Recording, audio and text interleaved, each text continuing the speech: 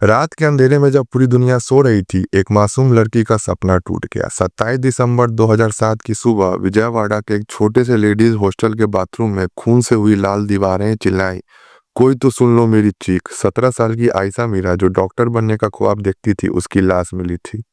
18 घाव थे चेहरे पर चाकू के, और चेहरे का हाल ऐसा कि किसी की भी देखकर चीख निकल जाए। और हाथ बंधे हुए थे। यह सिर्फ एक मर्डर नहीं था, यह था एक सिस्टम की नाकामी, एक बाप बेटी की लड़ाई, और एक सच जो आज भी छुपा है। कौन था वो शैतान जो अंधेरे में घुस आया, और क्यों 18 साल बाद भी उसका चेहरा अंधेरा ही है? चलिए इस कहानी को खोलते हैं, हर डिटेल के साथ, हर दर्द के साथ। तो नमस्कार दोस्तों, आप देखना शुरू कर चुके हैं स्टोरीज विद दिवेश। तो आज हम जानेंगे कैसे एक पढ़ने वाली स्टूडेंट जिसका सपना था डॉक्टर बनने का, और क्या हुआ उस रात जो उसकी जिंदगी ही छीन ली गई। हम हर पहलू को कवर करेंगे। उससे पहले अगर आप चैनल पर नए हैं तो वीडियो को लाइक और चैनल को सब्सक्राइब करना नहीं भूलिएगा, क्योंकि हम हमेशा लाते हैं आपके लिए ऐसी ही स्टोरीज जो आपसे मिस ना हो। So subscribe the channel and press the bell icon for future updates. तो चलिए स्टोरी शुरू करते हैं। आयशा मीरा नाम सुनते ही दिल में एक मासूम चेहरा उभर आता है। वह पैदा हुई थी 1990 में गुंटूर डिस्ट्रिक्ट के एक छोटे से गांव में। उसके बाप मोहम्मद गौस एक सिंपल बिजनेसमैन थे जो अपनी मेहनत से परिवार चलाते थे, और माँ शमशाद बेगम घर संभालती थी और सपने देखती थी कि उनकी बेटी एक दिन डॉक्टर बनेगी। आयशा थी एक चमकती तारा। बचपन से ही पढ़ाई में ऐसी पक्की थी कि स्कूल की प्रिंसिपल भी कहती यह लड़की तो फ्यूचर में नोबेल जीत के ले आएगी। केजी से लेकर 10 तक हमेशा टॉपर रही। मैथ्स में उसका जैसा कोई नहीं, और साइंस के एक्सपेरिमेंट्स में तो वो खो जाती। उसके दोस्त आयशा से कहते, आयशा तू इतना पढ़ती है, थोड़ा खेल भी ले। वो मुस्कुराती और कहती, खेल तो जिंदगी भर लूंगी, पहले अपना सपना पूरा कर लूं। 2006 में 16 साल की उम्र में वह विजयवाड़ा शिफ्ट हुई। बी फार्मा के लिए निर्मा इंस्टीट्यूट ऑफ फार्मेसी में एडमिशन लिया। क्योंकि डॉक्टर बनने का शॉर्टकट था ये। मेडिसिन बनाएगी, लोगों को सेहत देगी, यही सपना था उसका। हॉस्टल मिला श्री दुर्गा लेडीज हॉस्टल इब्राहिमपट्टनम में, एक 2 मंजिला बिल्डिंग जहाँ 25 लड़कियां रहती थी। बजट फ्रेंडली हॉस्टल था, लेकिन सिक्योरिटी बस नाम की। उसको रूम अलॉट हुआ था, रूम नंबर 12, दूसरी मंजिल पर, जहाँ उसकी रूममेट थी शबाना, एक दोस्त जो बहन जैसी थी। आयशा का रूटीन था जैसे एक परफेक्ट टाइम टेबल। सुबह 5 बजे उठना, नमाज पढ़ना, फिर कॉलेज जाना, लेक्चर्स अटेंड करना, लैब में मेडिसिन मिक्स करना, शाम को वापस हॉस्टल आना, खाना खाना, इडली सांभर या बिरयानी जो भी वार्डन राजेश बड़ी दीदी बनाती, फिर पढ़ाई करती 9 बजे तक, और उसके बाद फ़ोन पर माँ से बातें करती, और उसने कॉलेज में क्या क्या किया अपने माँ को बताती, जैसे कि माँ मैंने आज लैब में एक नया फार्मूला बनाया, तुम्हारे लिए भी मेडिसिन बनाऊंगी। वो हमेशा उत्साह से भरी रहती। वीकेंड पे घर जाती, बाप के दुकान पर बैठती, छोटे भाई को पढ़ाती थी। वो सिंपल, हमेशा सलवार कमीज पहनती, दुपट्टा सर पे रखती, और कभी मेकअप भी नहीं करती थी। तो दोस्त बोलते तू इतनी सुंदर है, कोई बॉयफ्रेंड ही बना ले। वो शर्मा जाती और बोलती पहले डिग्री पूरा कर लूं, प्यार तो बाद में भी होता रहेगा। फिर आया वो मनहूस दिन जब सब कुछ बदल देने वाला था। 26 दिसंबर 2007। 26 दिसंबर की शाम विजयवाड़ा के मौसम में एक ठंड थी, लेकिन आयशा के दिल में गर्मी थी सपनों की। हॉस्टल पहुंची 7 बजे, बैग से बुक्स निकाली, शबाना से बात की और बोली कल एनाटॉमी का एग्जाम, चलो रिवाइज करते हैं। फिर दोनों बैठी, नोट्स बनाया, रिवाइज किया, और फिर 8 बजे तक खाना खाया। दाल चावल जो हॉस्टल में बना था। फिर वार्डन राजेश्वरी ने पूरा हॉस्टल को चेक किया। लाइट्स ऑफ 10 बजे तक। आयशा ने फिर दुआ पढ़ी, कुरान की आयतें याद की, और बेड पर लेट गई। रूम छोटा सा, 2 बेड्स, एक टेबल, और बाथरूम अटैच्ड, वही बाथरूम जिसने उसकी किस्मत बदल दी। रात के 1:30 होंगे, अंधेरा गहरा था। हॉस्टल का कंपाउंड वॉल जो सिर्फ 8 फुट का था, उसको पार करना बहुत ही आसान था ऊपर से चढ़कर। और हॉस्टल में कोई सीसीटीवी कैमरा भी नहीं था, और हॉस्टल वॉल पर कोई स्पाइक्स भी नहीं थे, और तो और कोई गार्ड भी नहीं था। वो लड़कियों का हॉस्टल सुरक्षा के मामले में भगवान भरोसे ही था। फिर उसके बाद एक शकल उभरी अंधेरे से, लंबी काली जैसे कोई भूत। उसने वॉल पर चढ़ाई की, पहली मंजिल क्रॉस की, सीधे दूसरी मंजिल के बाथरूम की तरफ, क्योंकि शायद किलर जानता था कि आयशा का रूम किधर है। अब वो बाथरूम के पास छुपकर इंतजार कर रहा था कि अगर आयशा जगी और वो इधर तक आई तो कातिल अपने मकसद को अंजाम देता। इसी बीच आयशा की नींद खुली प्यास से, और वह पानी पीने के लिए उस तरफ बढ़ी जहां कातिल पहले से ही उसका इंतजार कर रहा था। उसने जैसे ही दरवाजा खोला ही था कि एक हाथ उसके मुंह पर और एक मजबूत पकड़। आयशा कुछ समझ पाती उससे पहले ही कातिल ने उसके दोनों हाथ बांध दी, उसके ही लाल दुपट्टे से जो बेड पर पड़ा था, और मुंह को भी बांध दिया कि वह चिल्ला ना सके। आयशा ने रेसिस्ट किया, चीख लगाने की कोशिश की, लेकिन कातिल ने मुंह बांध रखा था तो उसकी आवाज कौन ही सुनता। फिर शुरू हुआ वो जुल्म जो दिल धड़का दे। पहले कातिल ने आयशा का सर दीवार पर पटक दिया जोर से, एक जोर का झटका ताकि बेहोश हो जाए, चीख न सके। खून बहने लगे माथे से और वो बेहोश हो चुकी थी। फिर कातिल ने उसके कपड़े फाड़ने शुरू कर दिए, उसकी इज्जत लूट ली। रेप, ब्रूटल रेप, जैसे कातिल बदला ले रहा हो किसी पुराने इंतकाम का। आयशा का बदन लड़ रहा था लेकिन उसकी ताकत खत्म थी। फिर कातिल ने चाकू निकाली, छोटी सी शार्प शायद अपनी जेब से, और उसके चेहरे पर चाकू से स्टैब करना शुरू किया। फिर गाल पर गहरा स्टैब किया, चीर ही दिया उसको। खून की धारा बहने लगी। दूसरा स्टैब होठों पर, मुंह फाड़ने जैसा। तीसरा, चौथा, ऐसा करते करते टोटल उसने 16 स्टैब वॉन्ड्स किए, जैसे वो बहुत गुस्से में हो। एक स्टैब इतना गहरा था कि उसके आंखें ही बाहर आ गई, और हर एक स्टैबिंग एक चीख था जो अंधेरे में दब गई। बदन पर निशान, पेट पर स्क्रैचेस, टांगों पर चोट के निशान, और वो सीमन स्टेन्स जो बाद में कंट्रोवर्सी भी बन गई, जो मैं आपको बाद में आगे बताऊंगा स्टोरी में। फिर कातिल ने एक चिट्ठी छोड़ी बॉडी के पास, जिसमें लिखा था, तूने मेरा प्यार ठुकरा दिया इसलिए तुझे मार दिया। और वो चिट्ठी उसके बॉडी के पास रख कर कातिल गायब हो गया। वापस उसी दीवार से कूद कर अंधेरे में खुल गया। टाइम थी लगभग रात के 2:30 बज रही थी। बाथरूम में खून की बू फैल गई, लाश ठंडी पड़ रही थी। आयशा की आखिरी सांस चल रही थी और शायद दुआ में वो बोल रही थी, या अल्लाह, अम्मा को बुला दो। अब सुबह की पहली किरण, सुबह के 5:30 बज रहे थे। सवाना उठी, आयशा की रूममेट। उसने देखा आयशा वो बेड पर नहीं थी, तो उसने आवाज लगाई, आयशा कहाँ हो? सवाना बाथरूम की तरफ गई जहां दरवाजा बंद था। उसने खटखटाया, कोई जवाब नहीं मिला तो उसने धक्का दिया। फिर अंदर का मंजर देखकर सवाना सहम उठी। बाथरूम का फ्लोर खून से भीगा हुआ था। आयशा का बदन जैसे टूटा हुआ बेड, सर दीवार से सटा हुआ, चेहरा पहचानना मुश्किल। सवाना की चीख निकल गई और वो चिल्लाते चिल्लाते अपने वार्डन राजेश्वरी के पास पहुंची और हाँफते हाँफते बोली, डीडी मर्डर हो गया, किसी ने आयशा की जान ले ली।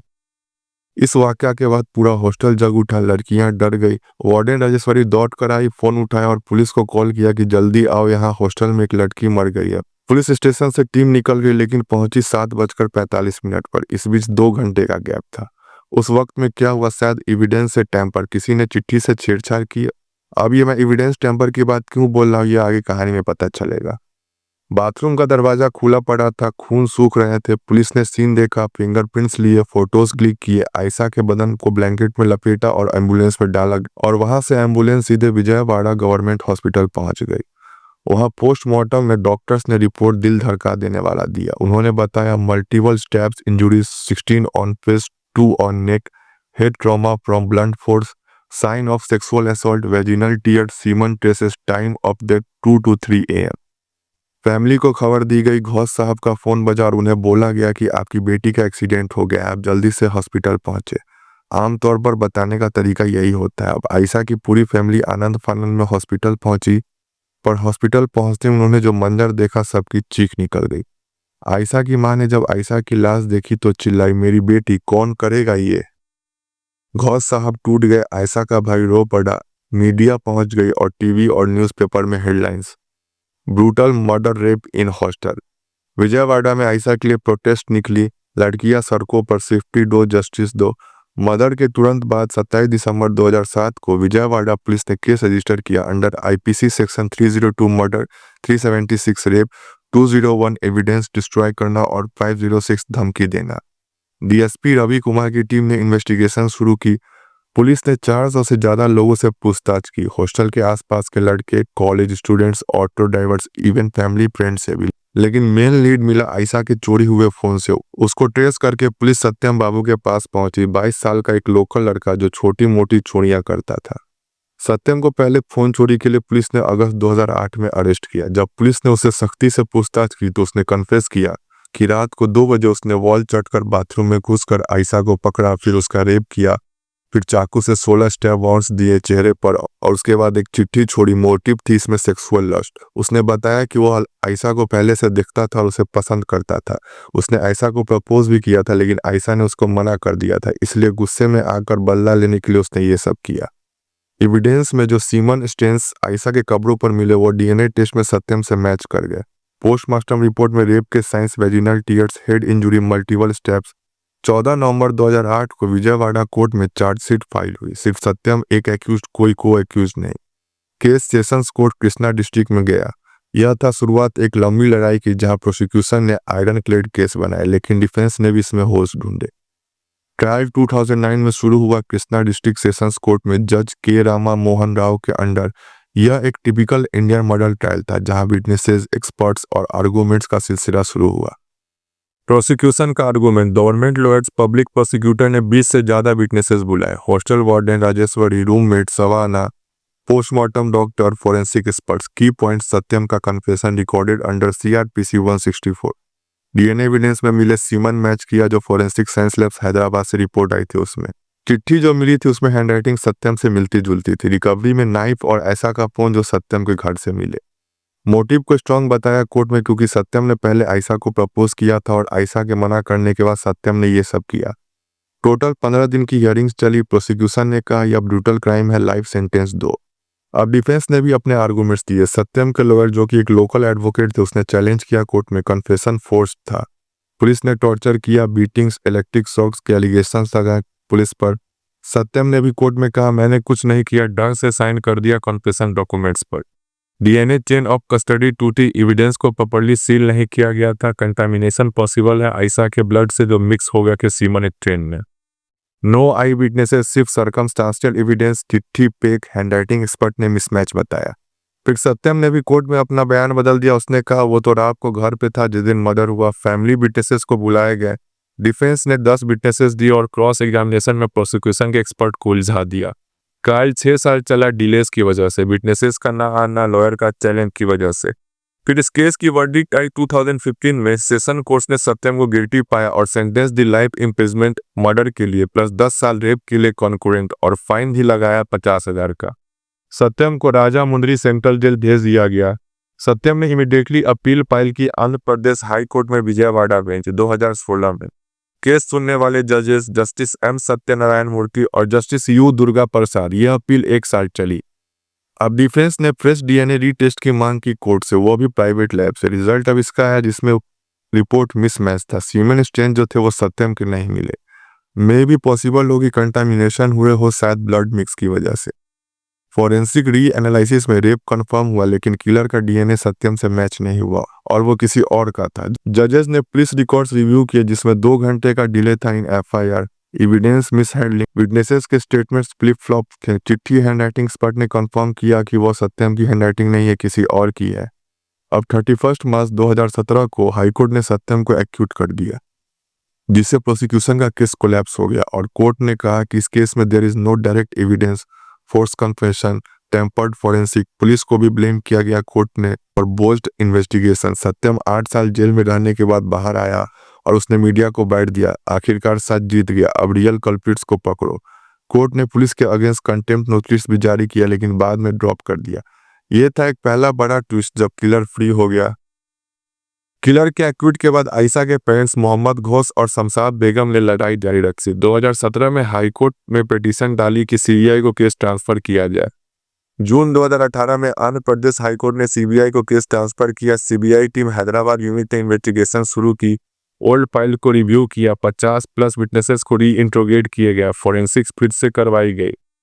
2019 में आयशा की बॉडी को जमीन खोदकर फिर से निकलवाई गई। रीपोस्टमार्टम करवाई गई जिसमें रिपोर्ट कंफर्म है कि रेप भी है, मर्डर भी है, लेकिन डीएनए ओल्ड है, न्यू सैंपल्स नहीं मिले। फिर 2019-20 में कोविड आ गई जिससे केस बहुत ही ज़्यादा स्लो हो गई और आज के डेट तक ये पता नहीं चल सका है कि आयशा का किलर कौन था। यह केस कोल्ड केस बन गया। 18 साल में नो रिजोल्यूशन। ये बताता है सिस्टम की नाकामी और poor police work delays. Ayesha की रूह शायद अभी भी इंतजार कर रही है कि उसका कातिल पकड़ा जाए और उसे सजा मिले, लेकिन इस केस में न्यू कुछ भी नहीं हुआ। जब मीडिया ने पेरेंट्स से लास्ट बार बात की जून 2025 के एक इंटरव्यू में तो उन्होंने बोला रिपोर्ट दो, सच खोलो, हम हार नहीं मानेंगे। अगर CBI से कुछ नहीं हो पा रहा है तो हम सुप्रीम कोर्ट जाएंगे। लेकिन यह केस अभी एक कोल्ड केस की तरह लटका हुआ। अगर सुप्रीम कोर्ट इस केस पर संज्ञान लेता है तो नए चैप्टर शुरू होंगे, वरना ये कहानी बेइंतहा दर्द के साथ खत्म ही समझे। तो ये थी आयशा मीरा केस की पूरी कहानी, जहां वो लड़की का सपना था डॉक्टर बनना और समाज की हेल्प करना, लेकिन किस्मत ने उसके लिए कुछ और ही चुना था। तो दोस्तों आप भी सावधान रहें, सतर्क रहें और अपना ख्याल रखें। तो फिर मिलते हैं कल किसी और स्टोरी में एक और ट्विस्ट के साथ। तब तक के लिए शुभ रात्रि, धन्यवाद।